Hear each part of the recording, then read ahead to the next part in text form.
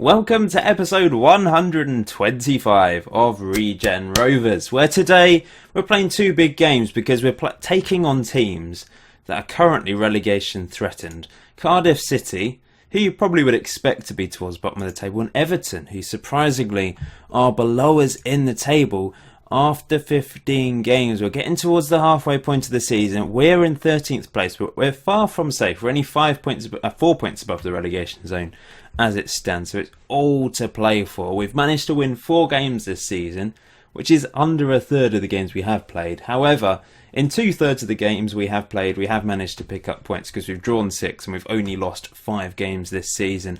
And we've started to improve the goal difference as well. It's only at -3 now, which is good. So Cardiff are in 19th place. We just have to beat them. We don't want them catching up with us. And Everton are currently 4 points below us, in deep trouble themselves. So what's happened since the last episode, I hear you ask? We've played 4 games and we're unbeaten in all 4 of those games. We've gone on a 6-game unbeaten run now. But we did draw 3 of the last 4 games. The first one was actually a boring 0-0 draw against Newcastle United. A battle of the two defences. They came out on top. Pigliuccelli hasn't scored in the last 4 games. He has struggled for some reason after a very impressive 3-0 win against Swansea, where he actually managed to score goal of the month in that game. He has failed to score since then. Fortunately, Nigel has, and he scored to give us a 1-1 draw. He actually managed to take the lead against Stoke City, but they did get back into the game, unfortunately. And there wasn't any chances in this game, really. It was just such a strange, boring game, really. Nigel, great header from a JCG cross. That earned us a point. But we did manage to beat Fulham. Really, really good performance from Gary Johnson. The first time he's really impressed me. He's been disappointing overall, but 2 goals from him today turned this game on its head. They went 1-0 up in the first half, but towards the end of the game we came back into it and Gary Johnston found the back of the net as a result of a corner. Originally it came back to him, great finish into the top right hand corner, and then he scored the winner in the 86th minute, a late goal from him.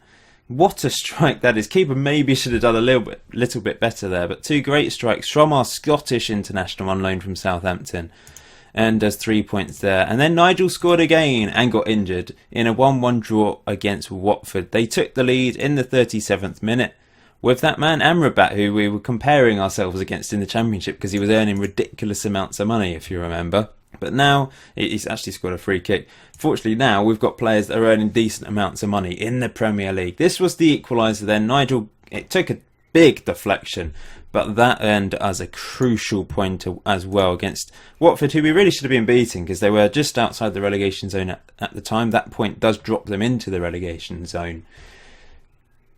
But every point counts, doesn't it, for us at this stage of our Premier League campaign.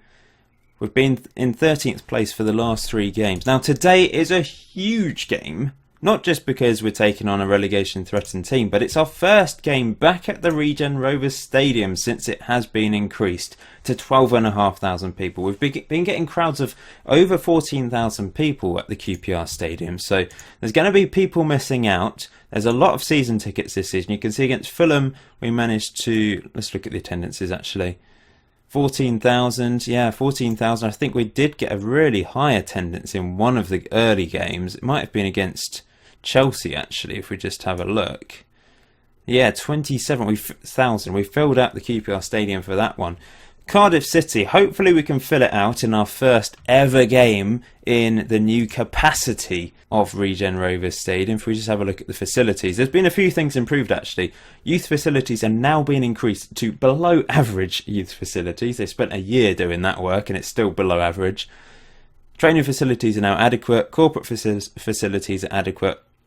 Youth recruitment has been increased to be average, although it says above average youth recruitment here, so that's a slight improvement in fact. Still got basic junior coaching. Basically I'm trying to improve as much as possible at this stage, as we do have money. We've got £31 million in the bank, which is massive for us considering where we were only a couple years ago really in League One. We're struggling away and suddenly up to the Premier League, huge amounts of money, which is just brilliant to see. So then, at home, Regen Rovers Stadium, we're taking on Cardiff City. This is the team we're going with. Kay in goal, Dean, Horatio, Williams, Buttonstad. Pascal Hare's having to play in the middle because Garber's still injured. Schultz alongside him, JCG on the right, Hans Hayne on the left because Nigel's injured. Gary Johnston playing behind Pigliacelli, who has lost his form over the last 4 games. Let's hope he picks it up today. We've never played Cardiff on this save, funnily enough, because they have been in the Premier League for a couple of years now, at least, I suppose. They've got Eddie Howe in charge, so he's finally left Bournemouth. In fact, he's been at a few clubs. He moved to Middlesbrough in 2017, in fact, then to Brighton, then to Everton, then to Cardiff, where he has been for the last 4 years. Here we go then. Thank you to everyone that sent me website suggestions to design Regen Rovers shirts. There's plenty of websites. I know there's plenty of websites out there where you can design football shirts, but the main problem is I haven't found one, even with all your suggestions. I haven't found one where you can design a shirt and then basically share that design with anyone around the world, and they can go directly to that website and buy that design themselves. There's plenty of websites where I can design a shirt, get them all printed myself. I could print 100 shirts, and then you buy them off me, and I send them to you through the post. Firstly, I don't have the money to buy 100 shirts. No way. Secondly, I don't have the time to do that. It's a huge amount of time to post, to package, post, etc. I just want to be able to design a shirt online and then share that design with you, and you can go directly to that website and purchase the shirt. That's what I would ideally like to do. But I think the thing is, most sites, when you design something online with them, they want to have like a guaranteed number of sales probably. There are sites where you can buy the odd one or a bulk for yourself, but I think you know what I mean. I want you to be able to buy it directly and they send it to you through the post, rather than me having to buy loads of shirts and hope that you guys buy them. You know, it's a bit of a risk for me to do that. So yeah, that's what I want. As Cardiff City come forwards looking for an early goal. It's wide. We've not been in this game at all so far. Perhaps we'll need to go attacking if we want. They've got Ødegaard. What? 114 caps for Norway, 15 goals. He's 29 years old. He's just left Real Madrid finally after many years there. Many years out on loan as well. And he's ended up at Cardiff City. Wow. Well, there we go. We'll have to watch out for him. It's been a boring game so far, and that's the last 4 games. They have been pretty dull. But moving to the 4-2-3-1 has created less chances at both ends of the pitch. It's a little bit of a problem, but we're grinding out points, and that's what we need to do this season, I think. It's going to be a bit of a boring football season, I think. We just need to survive this year, and then hopefully next year we can go back to the attacking fluidity of Regen Rovers once we've got a bit more comfortable in the league. Because when we tried that against the likes of Man United and Arsenal, we have been mullered, haven't we? So we can't really rely on that this season. We have to go with something a bit more sensible. Unlucky boys. Let's just give a bit of a boost to all the players, I think. Come on, Pigliacelli, what is wrong with you at the moment? I think we'll turn... Should we exploit the flanks? Should we still go direct, or should we change it down to mixed passing? Try something a little bit different. We'll go more expressive. Let's try that. Could go attacking. It's a brave move. We probably should go attacking. We're at home. We're against a team in the relegation zone. Let's go attacking. That's the right thing to do, isn't it? Gary Johnston is knackered and having a poor game. I'm going to take him off. I'm going to do it. I'm going to throw on a second striker. We're going back to the old formation. Let's risk it. Come on. Let's go back to direct football. Higher tempo. In fact, we'll just go back attacking. This is the old tactic. We're just going to throw everything against Cardiff and see if we can score. Come on, guys.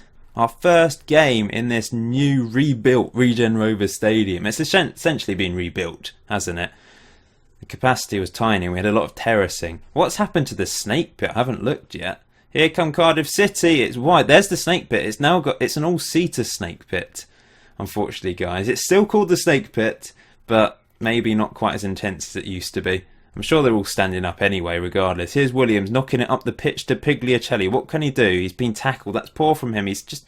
What has happened to the pig? I don't know. Maybe we're not feeding him enough. But here he is again. Maybe... No, he's lost the ball again. Trying to dribble around the defence all by himself. It's not really working. and Cardiff City are coming forwards now. Bettenstar can't get in, but Schultz does. Hans Hayne, what's he going to do? Come on. He's been... Get rid of the ball, guys. Why are you hanging on to it so much? Don't try and dribble around everyone. Here's Pigliacelli again. Are we finally going to get a shot? Here we go. What was that? Why are you shooting from there? I know I said shoot, but not from there. Ridiculous. Okay. We need to make another change. Pascal's going to come on. He's not really had a huge impact in the Premier League so far. I think I'll take Pascal Hair off and bring Garber on, even though he's a little bit tired. And we will play an advanced playmaker. And this is properly like the old tactic now. Let's see how it copes. Apart from it being unstructured, let's go fluid. Flexible, sorry. 20 minutes. A draw is okay. But I would really appreciate a win here against a team in the relegation zone. They've got Raheem Sterling as well, I've just noticed. And Rob Holding. They've got some English, well, and Ødegaard. He's not English, he's Norwegian. What should I do? Do we do something? Do we pump the ball into the box? Let's do that. Move the defensive line up as well. We're risking it. We just need a goal. No, it's not happening for us. Over 5 minutes to go. Can we get an opportunity here? Here's Schultz playing it into Hans Hayne. Hans Hayne into Mohamed Garber. Lovely ball over the top for Pigliacelli. Can he cross it in? He does. Spencer Drury finally scores in the Premier League. He scored 2 goals for England this season. That's his second goal for Regen Rovers this season. The other one was in the EFL Cup, though. I think it was. I think that's Spencer Drury's first goal in the Premier League. It's a tap-in. Great assist from Pigliacelli. He's back. I've still got it on attacking. That's a little bit foolish because Cardiff are coming forwards. I've forgotten to change it up, and here come Cardiff. They're gonna punish me now for leaving it on attacking. Bettenstad does well. Get rid of it, guys. Williams does well. It's up to Spencer Drury. Can we get a second and finish this game off? Spencer Drury, what's he going to do? He's having a very weak shot. The keeper fumbles it and manages to cling on to it. So what are we going to do? Pigliacelli's going to play behind Spencer Drury. He's just going to play as a support attacking midfielder. And we're going to just try and fizzle this game out, I think. Come on, hang on to this, guys. 1-0 up with 3 minutes to go. Can you hang on? I want the end of the highlight. There we go.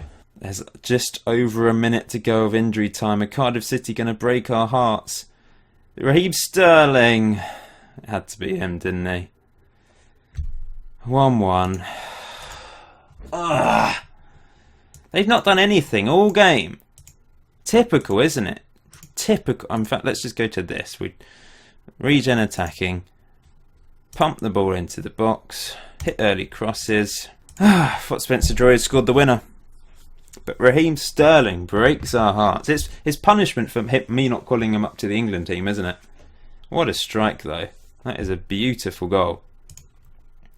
30 seconds. Can we score a really, really late winner? Here's Hans Hayne. That is a very ambitious ball, and that's the end of the game. It finishes 1-1. In fact, I think there was only 2 minutes injury time. I thought there was 3, so he literally scored in the last 10 seconds of the game. It's not actually good enough. I'm going to have a go at them, because why are we drawing so many games? We've turned into draw specialists, just like all the way back in the day. National League South days. Draw specialists. That's what we were known for. Pressure's on us now. England are 10th in the world rankings, by the way. I've led them from 6th down to 10th, despite only losing 1 game with England. I don't know if that's down to me calling up the likes of Spencer Drury and Jack Young and Patrick Dibber to the England team. Oh, we're still in 13th after 16 games then, so no one managed to overtake us. 19 points. We're still 5 above the relegations, and we've actually increased that, which is good. We've got Everton next, which is a must. We need to pick up something against them because they're towards the bottom of the table. And it's our second game at the Regen Rovers Stadium. Well, increased capacity stadium. After the Everton game, we do have a tough run of results. We've got Man City and Arsenal, then Derby, who we lost against at the start of the season. West Ham, who will be looking for revenge. Sunderland are doing reasonably well. They're scoring a few goals this season. But Man City and Arsenal, going to be a tough Christmas for us. Or build up to Christmas anyway. And then obviously all these games very close together. We've got Hull City in the FA Cup third round, by the way, and they're in the Championship, so we need to be beating them. Yahaya's disappointed with a lack of first team football. I'd just say better the start is playing very well. By the way, this was the outcome of the European International League, for those wondering. Germany won the group. They did actually draw against Romania on the last day. I don't know if there's been the semi-final shot. I presume not. But we're not going to be taking part in that. It's going to be Italy, France, Germany and Portugal. Dr. Jones, Jones, calling Dr. Jones. Oh, Nigel's grown a rather nice moustache. I swear his hair's changed. Nigel looks different. It suits you, Nigel. Okay then, Everton then. In the one game we have played them already, they have won. When did we play them? Must have been a cup game. It was in a friendly, so that doesn't count. A friendly 8 years ago, they beat us 3-0. Danny Welbeck, Troy Deeney and Brendan Galloway were the scorers. Brendan Galloway still playing football at the age of 32, one England cap. Our first ever competitive game against Everton is today. I am going to be playing Nigel instead of Hans Hayne. He didn't have a very good game. I think we'll play Garber instead of Pascal Hare. But the rest of the team I think will keep the same. Bench-wise, pretty happy. The one thing with having only one striker in the tactic is it does mean inevitably Jack Young misses out on the bench. Because Drury and Lorenzini are ahead of him. Jack Young is the next choice. He's fourth choice striker, essentially. I always put him above Arthur Owusu, even though Arthur Owusu is clearly the better player on paper. And he scores goals galore for the under-23s. He continues to do so. He might get his opportunity at some point this season. But we're going to go with this. Wish me luck. We're actually favourites for this, remarkably so. The bookies have actually decided that we are likely to beat Everton, which I'm pleased about, actually, because I wasn't expecting us to be favourites at any games this season. But Everton, they've not been great, have they? But they do have some dangerous players. They've got Tamburini up front, a Belgian Tambourine, who's got 11 goals in 20 games for his nation. Gerardo on the left-hand side, a deadly Spaniard. They've got this guy on the right, an Englishman. He's got 8 caps for England. I've not given him any caps because I don't play wingers for England, do I? So he's going to punish me today, isn't he? For not putting him in the England team. Great. See, all these English players try and impress me by scoring goals against me. That's the question. They probably will. Look at that glorious stadium. So yeah, the Snake Pit, that's all. In fact, all 4 corners are very similar now. They're all Snake Pit-esque, but they've all got seats now. It's an all-seater stadium. That's the rules of the Premier League. No safe standing yet. The Snake Pit would be... the Snake Pit wasn't safe standing, let's be honest. There was sharp drops down to the car park below. Here come Everton then. 9 minutes into this game, looking dangerous. Uh-oh, very dangerous. Oh, I thought Kaya kept it out, but he tipped it into the side of the goal. And it's 1-0 to Everton, and I think we're probably going to have to go attacking today. Do I change it straight away? Pigliacelli's possibly suffered a dead leg. That's not great. Well, I'm going to be more expressive on, but we'll keep it standard for the time being. We've not had a single shot. This is not going to plan, is it? We're going attacking. We're going to pump the ball into the box and hit early crosses. And Pigliacelli, what has happened to Pigliacelli? Feed the pig and he will score. It's not happening. He's not being fed. He's on 67% because of his dead leg. Can we get a goal before the half-time whistle? Pigliacelli wins the header. Here's Schultz. Into Mohamed Garber. Over the top for Nigel. What's he going to do? Nigel. He's got past his man. He crosses it. Pigliacelli scores! Feed the pig. Feed the pig. Feed the pig and he will score. Feed the pig and he will score. Yes, Nigel. Lovely cross. He beat his man slightly fortuitously. Good cross with his left foot. His right foot, sorry. And Pigliacelli with his left foot volleyed it into the back of the net. That's what I like to see.